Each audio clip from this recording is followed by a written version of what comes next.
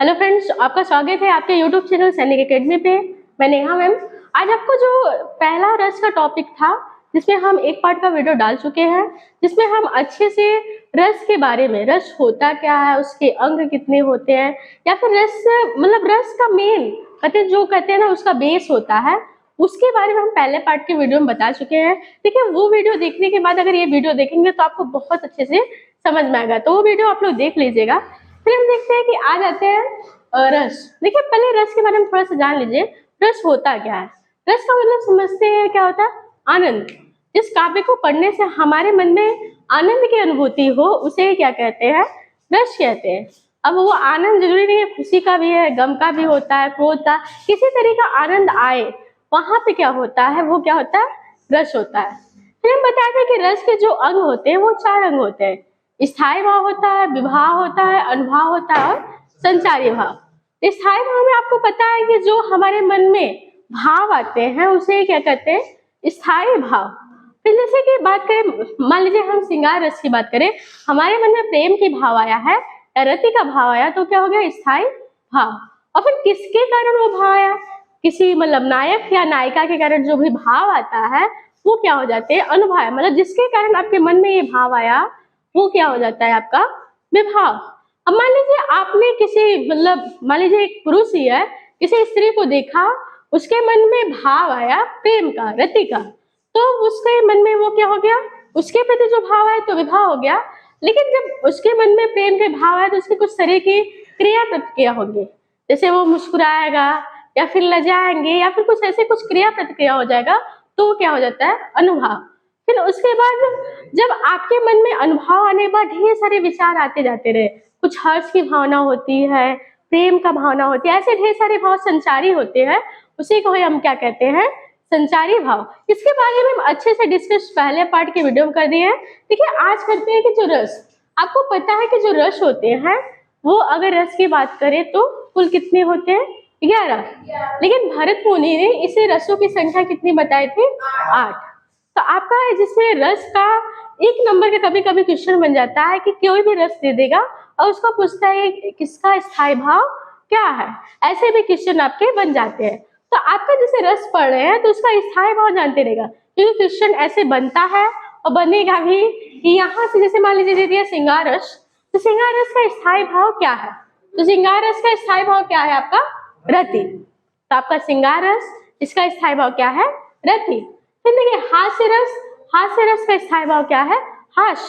तो आपका हास्य रस का स्थायी भाव हास हो गया। करुण रस, करुण का स्थायी भाव क्या है? शोक। तो शोक मतलब आपका दुख होता है, तो करुण का स्थायी भाव हो गया आपका शोक। फिर आपका देखिए वीर रस, वीर रस का स्थायी भाव क्या होता है? उत्साह। देखिए, आपके अंदर वीर की भावना तब आएगी जब आप उत्साहित होंगे तब। अब कहीं आप निष्क्रिय ऐसे बैठे हैं और आपके अंदर वीर की भावना आएगी, वीरता की भावना आएगी? नहीं आएगी। जब आपके अंदर किसी चीज को करने के लिए उत्साह होगा तभी आपके अंदर वीर की भावना आएगी। तो वीर का स्थायी भाव क्या होता है? उत्साह। और रौद्र का स्थायी भाव क्या होता है? क्रोध। क्रोध को जानते हैं कि रौद्र मतलब क्रोध ही होता है, गुस्सा जिसे कहते हैं। तो रौद्र रस का स्थायी भाव क्या होता है? क्रोध। फिर भयानक रस का स्थायी भाव क्या होता है? भय। फिर आपका देखिए विभत्स रस, विभत्स रस मतलब होता है जैसे किसी के प्रति जो घृणा का भाव आता है हमारे मन में, किसी को देखकर उसी को कहते हैं। विभत्स रस का स्थायी भाव क्या होता है? घृणा या जुगुप्सा। मान लीजिए आपके एग्जाम में मान लीजिए ये ऑप्शन न दिया घृणा, तो उसका क्या हो जाएगा? जुगुप्सा। जुगुप्सा मतलब भी क्या होता है? घृणा या निंदा। फिर देखिए आपका अद्भुत, अद्भुत का मतलब ही जानते हैं, कुछ कहते हैं ना ये बहुत अद्भुत हो गया, मतलब क्या आश्चर्यचकित हो गए। इसी का स्थायी भाव क्या होता है? विस्मय। विस्मय का मतलब भी होता है क्या? आश्चर्य। तो अद्भुत का स्थायी भाव क्या हो गया? विस्मय। फिर आपका देखिए शांत रस, शांत रस का बहुत बार पूछा है, शांत रस का स्थायी भाव क्या होता है? तो शांत रस का स्थायी भाव क्या होता है? निर्वेद। फिर देखिए वात्सल रस, वात्सल मतलब आपका होता है स्नेह। जैसे बच्चों के प्रति हम कहते हैं ना वात्सल के भाव, तो वात्सल का जो होता है स्थायी भाव क्या होता है? वात्सल्य होता है, जिसका मतलब होता है स्नेह। फिर आपका देखिए भक्ति रस, भक्ति का मतलब जानते हैं जिसके आपके मन में किसी के प्रति भक्ति हो, भगवत हो या अनुराग हो, किसी के प्रति भक्ति के रूप में मतलब प्रेम हो, उसी को क्या कहते हैं? भक्ति रस। तो भक्ति रस का स्थायी भाव जानते हैं क्या होता है? अनुराग या भगवत। फिर हम बात इसके चलते हैं, देखिए आपके 11 स्थायी भाव, 11 रस और उनके स्थायी भाव, जिसको आप अच्छे से देख लीजिएगा, क्योंकि यहाँ से लगभग करके वन लाइनर में क्वेश्चन पूछ देता है। जैसे पूछ देगा कि शांत रस का स्थायी भाव क्या होता है, तो क्या होता है, निर्वेद। फिर ऐसे बात चलते हैं कि हम पहले रस की बात करते हैं, श्रृंगार रस। देखिए आपका श्रृंगार रस बहुत ज्यादा इंपॉर्टेंट है। श्रृंगार रस को ही रसों का राजा कहते हैं या रस राज कहते हैं। जानते रहिएगा आपका श्रृंगार रस जो है उसको क्या कहते हैं, रसराज। इसको जानते रहिएगा, अगर कभी एग्जाम में पूछा हुआ भी है किस रस को रसराज कहते हैं या रसों का राजा कहते हैं, तो आपका कौन सा रस है, श्रृंगार। श्रृंगार का मतलब समझते हैं कि आपका क्या होता है, प्रेम या रति। तो आपके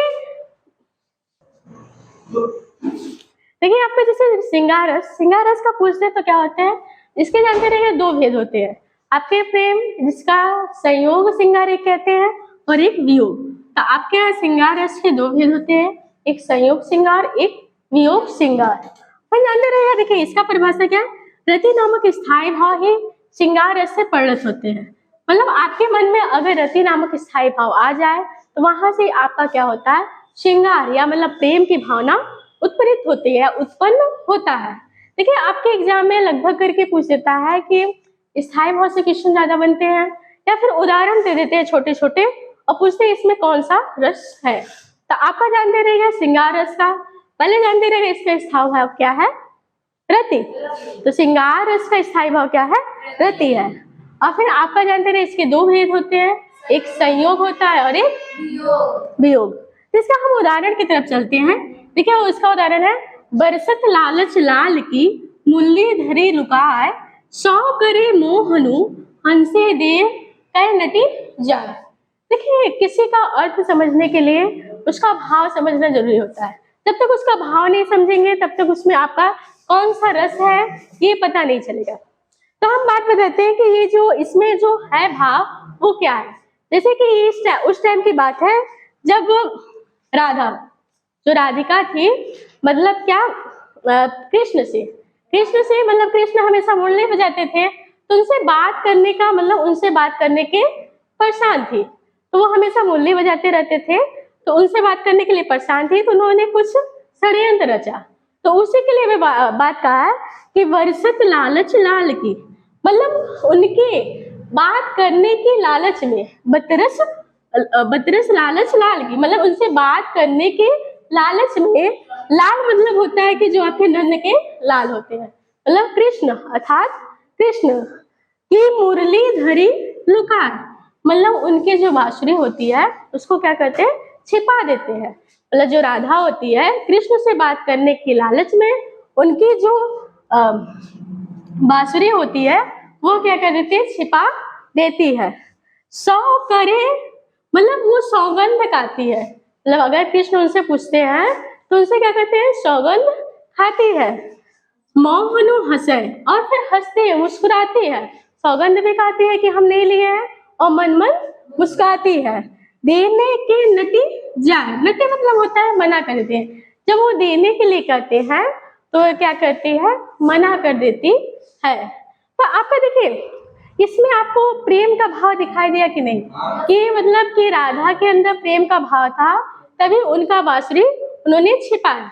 तो आपका देखिए इसका जो भाव है इसमें अगर पूछ देगा कि जो आपका प्रेम का भाव, मतलब या पूछ देगा कौन से स्थायी भाव है, तो कौन सा स्थायी भाव है, रति।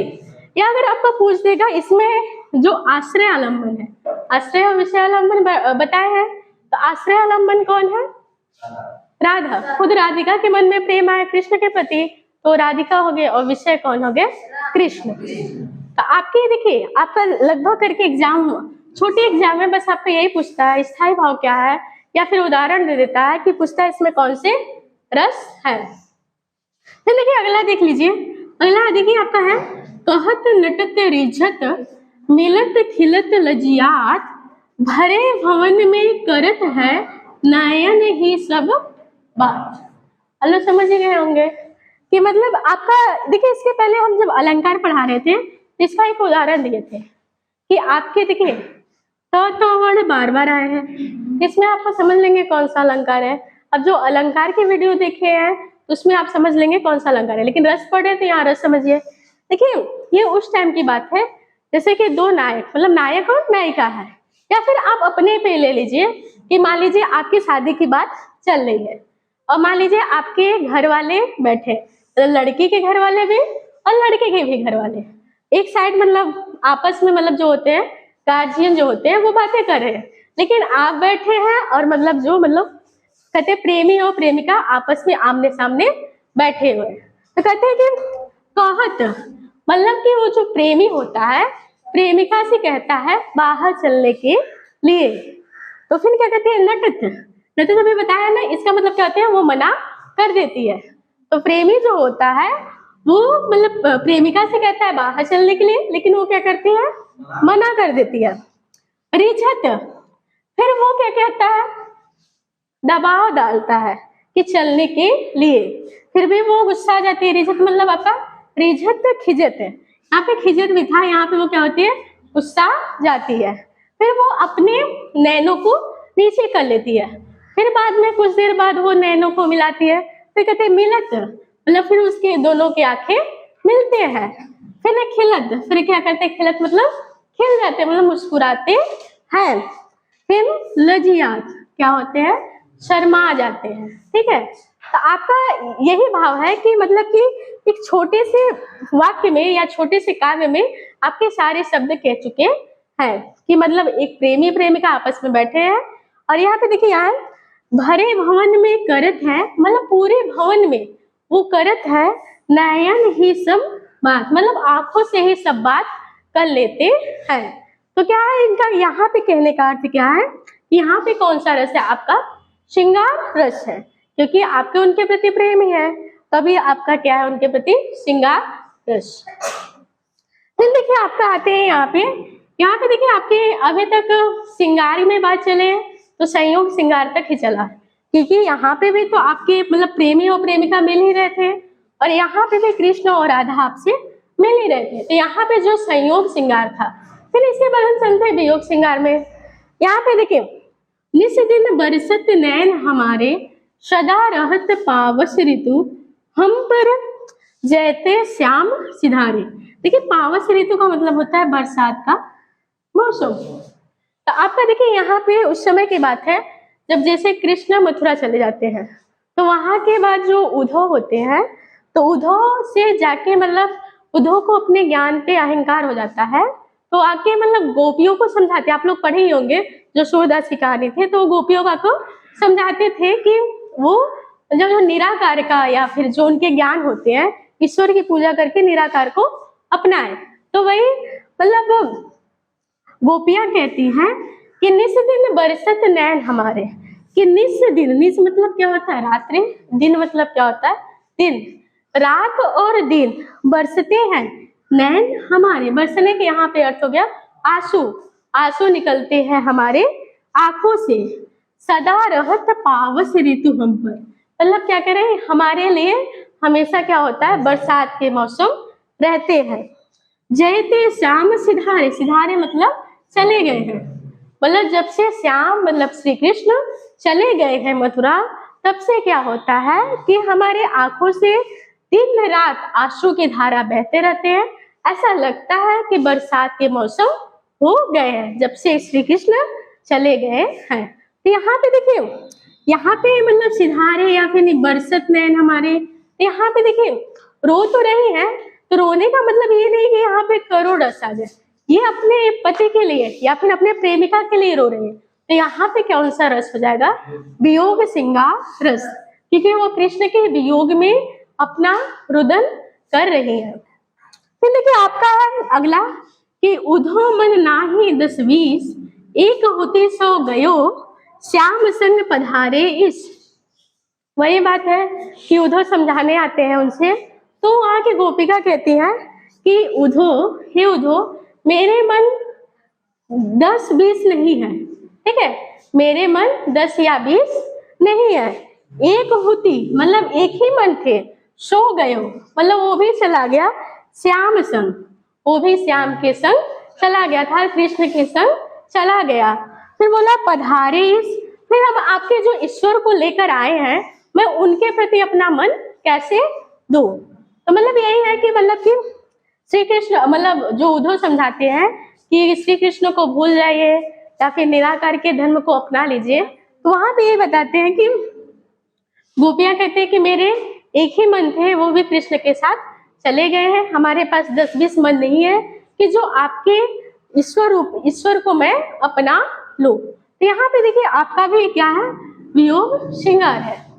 फिर देखिए आपका है अगला है, मेरे तो गिरधर गोपाल दूसरों न कोई, जाके सिर पर मोर मुकुट मेरो पति सो होई। तो आपका देखिए यहाँ पे जानते हैं कि ये किसकी है कृति, मतलब यहाँ राधा मीरा, जो मीरा बाई होती है वो कहती है कि मेरे तो गिरधर गोपाल, कि मेरे जो है श्री कृष्ण, गिरधर गोपाल मतलब गिरिधर मतलब गिरि को धारण करने वाले गोपाल, मतलब आपके जो कृष्ण को बताया गया है कि मेरे तो गिरधर गोपाल, कि मेरे तो सिर्फ एक कृष्ण ही है, दूसरा ना कोई, मतलब और दूसरा कोई नहीं है। जाके सिर मोर मुकुट, जिसके सिर पे मोर का मुकुट है, मेरो पति सो होई। देखिए यहाँ पति का अर्थ होता है पति, मतलब कि आपको पता है कि जो मीराबाई थी उनके विवाह होने के बाद भी मतलब उनके जब पति मतलब उनकी मृत्यु हो जाती है तो श्री कृष्ण को ही अपना पति मान के उनका पूजा करती थी। तो वहां पे उन्होंने मतलब उनके वियोग में, श्री कृष्ण के वियोग में यहाँ पे पति को मतलब उनके रक्षक के रूप में माना है, श्री कृष्ण को क्या माना है, अपने रक्षक के रूप में माना है। तो बोला कि उन्होंने कहा कि मेरे तो सिर्फ एक ही है जो गिरधर गोपाल और दूसरा कोई नहीं है, जिसके सिर पे क्या है, मोर का मुकुट है, वही हमारे क्या है, रक्षक है। मतलब उनके ही वियोग में बोल रही है कि वो हमारे क्या है, रक्षक है। तो आपका देखिए जो इसमें भी आपका क्या है, वियोग श्रृंगार रस। तो आपका देखिए जब तक रस के भाव नहीं समझेंगे तब तक इसका मतलब आपका अर्थ नहीं निकाल पाएंगे। तो इसके भाव को, अर्थ को निकालने का प्रयास करिए, इसमें किस भाव छिपा हुआ उसको भी समझने का प्रयास करेगा। और फिर आपके जो उदाहरण है ये लगभग करके पूछते हैं एग्जाम में, इसे अगर 4-5 उदाहरण जो भी है अगर आप अच्छे से पढ़ लेंगे तो आपका लगभग करके एक क्वेश्चन तो फंस ही जाता है। फिर आपकी जो बात रही यहाँ पे रस और स्थायी भाव, मतलब रस के जो नाम होते हैं और उसके स्थायी भाव, इसको भी आपको विशेष ध्यान देना है कि रस उसके स्थायी भाव क्या होते हैं। जैसे कि आपको पता है श्रृंगार रस के स्थायी भाव क्या होते हैं, रति, हास्य के हास्य होते हैं, फिर आपके करुण के शोक, फिर आपके वीर का गुस्सा रस होता है, रौद्र के भयानक के, विभत्स के, फिर आपके अद्भुत रस क्या होता है, विस्मय। अद्भुत मतलब होता है आश्चर्य, उसका स्थायी भाव क्या होता है, विस्मय।